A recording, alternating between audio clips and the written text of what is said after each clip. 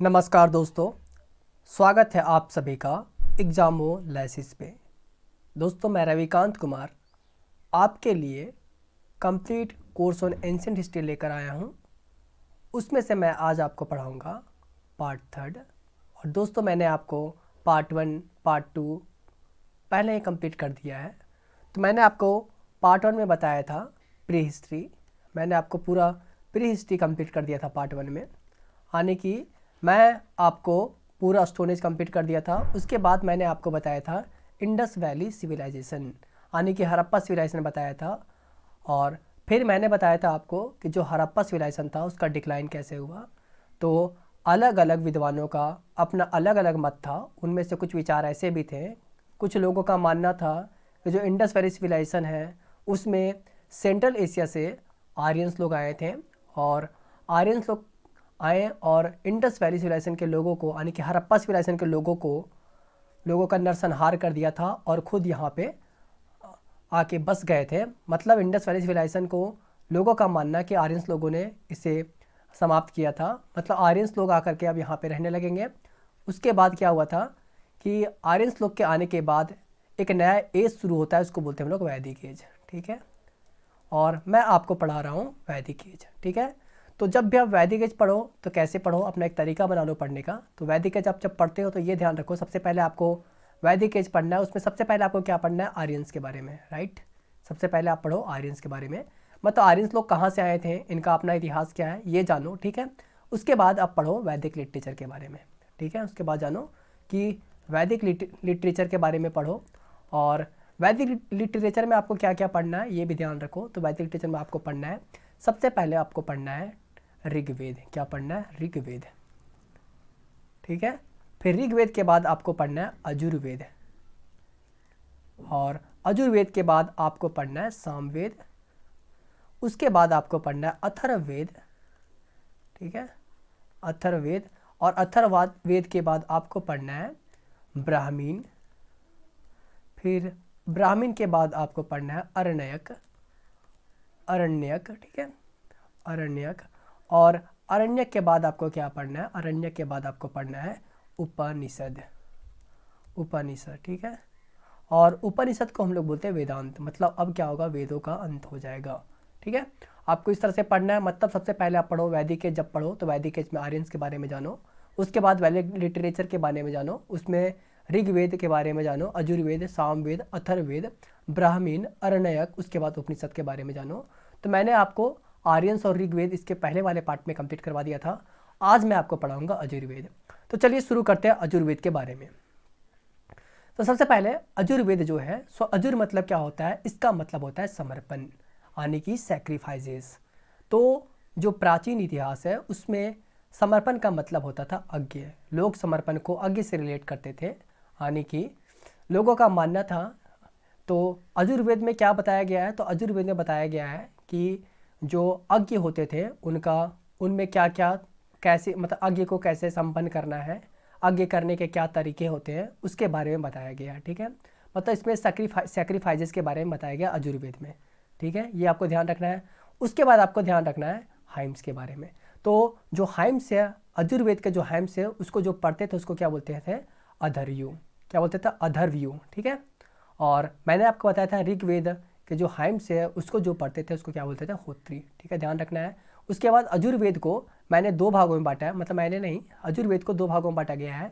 एक आपका शुक्ल अजुर्वेद में बांटा गया है और दूसरा कृष्ण अजुर्वेद में बांटा गया। ठीक है, तो अजुर्वेद के दो पार्ट हैं आपका, एक है शुक्ल अजुर्वेद और दूसरा है कृष्ण अजुर्वेद। जो शुक्ल अजुर्वेद है इसमें जो वर्सेस हैं सो क्या है, क्लियर हैं और क्या है, अरेंज्ड हैं। लेकिन जो कृष्णा अजुर्वेद है इसमें जो वर्सेस हैं सो अनक्लियर है और अनअरेंज्ड है। मैंने आपको बताया था वर्सेस क्या होता है इसके पहले वाले पार्ट में। और जो ऋग्वेद था उसमें सिर्फ वर्सेस थे, लेकिन जो अजुर्वेद है उसमें क्या है, आपका वर्सेस भी है, प्रोज भी है, मतलब गद्य और पद्य दोनों पार्ट इसमें है। ये भी ध्यान आपको रखना है। और जो धनुर्वेदा है, मतलब कि धनुर्विद्या के बारे में कौन सा वेद में बताया गया है, तो ये आपका बताया गया है अजुर्वेद में। राइट, और मैंने आपको बताया था कि जो आयुर्वेद है वो किसने बताया गया था, तो वो ऋग्वेद में बताया गया था। अब इसके बाद मैं आपको बताता हूँ सामवेद के बारे में। तो सामवेद जो रिलेटेड है, किससे रिलेटेड है, ये म्यूजिक से रिलेटेड है। आपको ध्यान रखना है, साम जो वेद है वो किससे रिलेटेड है, ये म्यूजिक से रिलेटेड है। आप इसको ऐसे याद रख सकते हो जैसे कि सात से संगीत होता है और सात से साम होता है, तो आप ऐसे याद रखते हो साम वेद है सो किससे रिलेटेड है, संगीत से रिलेटेड है, ठीक है। और इसमें कौन सा राग यूज किया गया है, तो इसमें यूज किया गया है ध्रुपद राग, बहुत इंपॉर्टेंट है। क्या यूज किया गया है, ध्रुपद राग। और सामवेद में कितने हाइम्स हैं, तो 1549 यानी कि 1549 हाइम्स है, ये भी ध्यान रखो। और ये सारे जो हाइम्स हैं वो कहाँ से लिए गए हैं, तो ये लिए गए हैं आपका ऋग्वेदा से लिए गए हैं। लेकिन इसमें से सिर्फ और सिर्फ 75 ऐसे हाइम्स हैं जो कि उससे नहीं लिए गए हैं, ठीक है। मतलब 1549 हाइम्स है किसमें, सामवेद में, ठीक है। उसके बाद जो हाइम्स है उसको जो हाइम्स है सामवेद में उसको किसके द्वारा पढ़ा जाता है, तो उद्गात्री द्वारा पढ़ा जाता है, ठीक है। ये भी ध्यान रखिए। मतलब हाइम्स जो पढ़ता है वो भी आपको ध्यान रखना है, हर वेद में ध्यान रखना, चाहे वो ऋग्वेद हो, यजुर्वेद हो, सामवेद हो।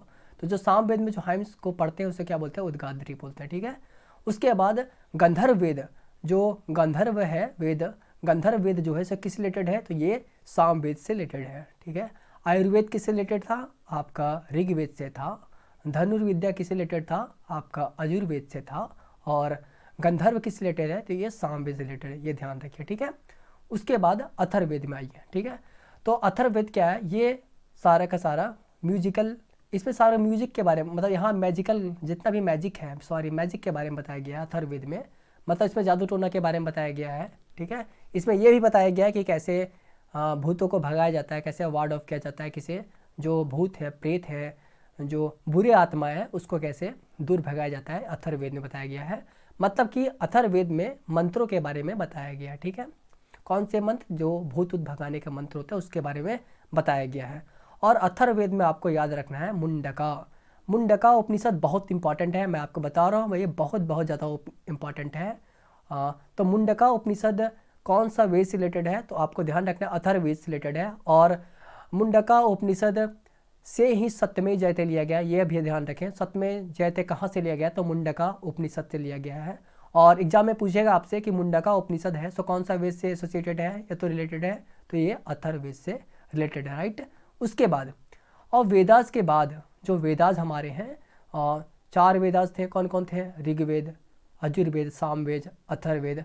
उसके बावजूद उसके साथ साथ कुछ और वैदिक लिटरेचर है, कौन कौन है वो हमारे ब्राह्मीण है, क्या है, ब्राह्मीण है, अरण्यक है, उपनिषद है, वेदांत है। उपनिषद को ही हम लोग क्या बोलते हैं, वेदांत बोलते हैं, ठीक है। तो हम लोग देखेंगे ब्राह्मीण किससे बोलते हैं, ठीक है।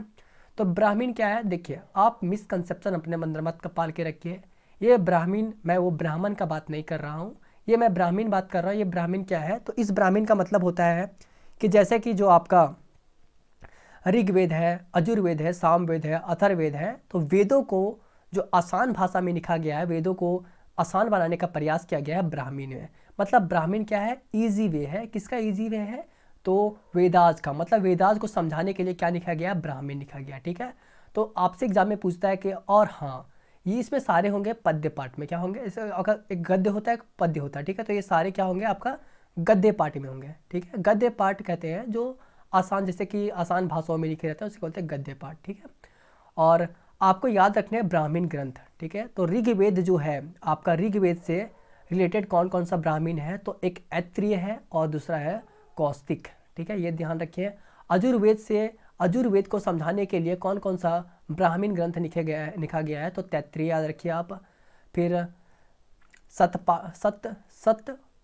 सतपथ याद रखिए, ठीक है। और सतपथ जो आपका है सो ओल्डेस्ट है, ओल्डेस्ट एंड लार्जेस्ट ब्राह्मीण ग्रंथ, तो ये याद रखिए। जो सतपथ है सो सबसे पुराना ब्राह्मीण ग्रंथ है और ये सबसे बड़ा भी है, ठीक है। उसके बाद आप याद रखें सामवेद में, सामवेद को समझाने के लिए 2 ब्राह्मीण लिखे गए हैं, एक है पंचविश, एक है कॉन्स्पिरेसी और एक और है आपका जैमिनी, 3 लिखे गए हैं, ठीक है।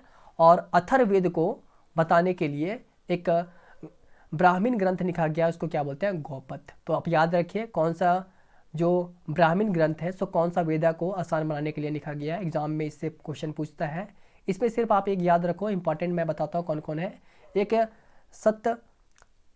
सत्यपथ याद रखना है, ठीक है, आपको सत्यपथ याद रखना है, ठीक है। ऐत्रेय भी याद रखो, ये इंपॉर्टेंट है, ठीक है।